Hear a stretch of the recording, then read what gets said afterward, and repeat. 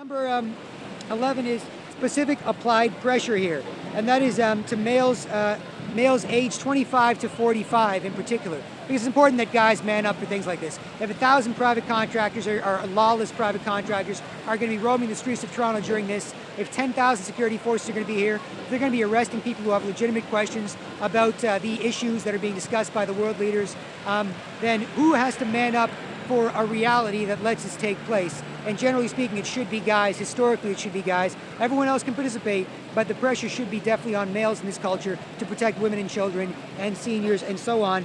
And you figure out what something is before you say no. That's something that's very important, because there will be people making noise about these issues. As individuals, if you're going to use fear or being uncomfortable as a reason not to look into these things, that's fine, and you can do that, and people do, but there should be more, you should feel more of a responsibility to man up and handle it if you in fact consider yourself to be a guy who watches UFC and sports and admires tough guys and all that sort of thing. Then this should be a non-issue. Can a guy hand another guy a little piece of paper in this country, in Canada, without that guy getting freaked out, without that guy saying, no, I won't take it? That's something that we have to answer quickly.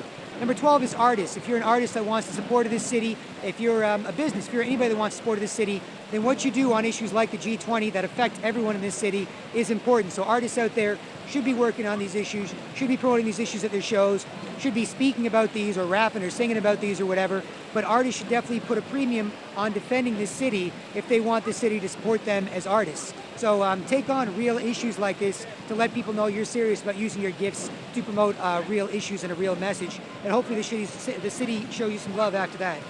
Number 13 is party. We love to party in this city, so we've got to use things like partying, sex, having fun. You know, I just told my roommate this morning, just before Toronto Truth Seeker Street Action, I said if 20 of us got out here and we all sang New Kids on the Block's Hanging Tough, then we'd have a crowd of 200 people around us, and people would wake up and say, hey, these guys have a sense of humor about what they're up to. And there's things like that that we need to use. Beautiful girls, go to Clubland. We've done this before, we've gone to Clubland, and you'll catch smart people that are just in the mood to party who will give you 5 minutes to say some smart stuff before they go back to getting their drink on and partying. So there are lots of people out here who have these opinions. There's just not much opportunity to express them in this culture, at least based on what we're socially supposed to do. So keep in mind that we've got to try and incorporate some party elements, some sex elements, some fun elements into our resistance, as it were, into our activism, in order to engage more people in it and prove that we're into that stuff too. So yes, we are into that. We're just taking time to do this because it's important. And the fact that we can combine the two and make this more fun to do means it's something that you might do or might try to do soon. Number 14 is the draft. The Toronto Star had an article last summer based on a NATO think tank prediction of 30 years of rioting and 30 years of chaos and 30 years of starvation and climate change disasters and on and on and on. And this was first in the Guardian UK back in 2007 from the British military, and then it was an American paper, and then recently it was in a Canadian paper, because it's all from the same basic NATO think tank source. Now, if all these guys, our military, our intelligence, our police services, if all these guys are so well funded and so well trained and so damn cool as the TV and movies and video games tell us, then why aren't they trying to stop 30 years of chaos?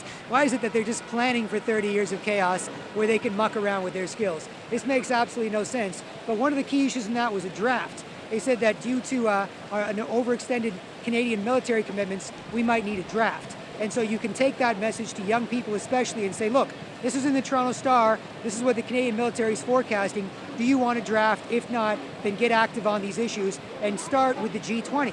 Because the G20 is a representation of the militarized police state they want to create everywhere. If they can do that in a chunk of this city, if they can send the same private contractors here, 1,000 of them that were shooting at drowning people in 2005 in New Orleans during Hurricane Katrina, then that's a sign of what's to come, and that's a way to get us used to incremental versions of that appearing in the future.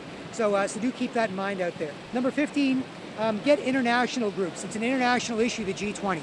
So get international groups. You can contact groups overseas, you can contact experts overseas about the G20 itself, about the G20 police state conditions, about the policies being discussed, and get international support and pressure put on this event.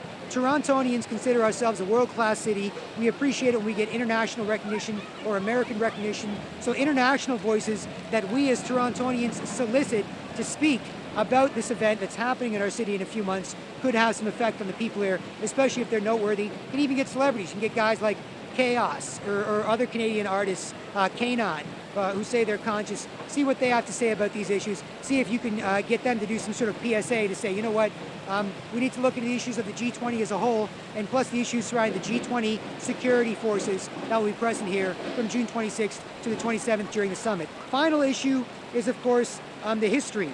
What is the G20? What have they done so far? Why do people have issues with them? You know, why should people have issues with them if they don't know yet? Definitely getting the history, the narrative of the G20. So it's not like the media makes it seem like they're just meeting and they're doing what they do and it's important. So people will take that and go, what's wrong with that? They're the leaders of the world, they got to meet, protesters get violent, they need to be protected, and so on. We actually need to show a narrative leading up to this to explain to people why opposition built to this. People didn't all of a sudden decide to lose their minds and protest this or speak against it. There was a thought process that was involved, and so we need to explain that to other people.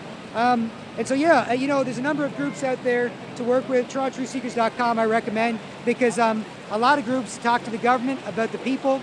We talk to the people about the government, and it's important to look for groups that do that. Peace out.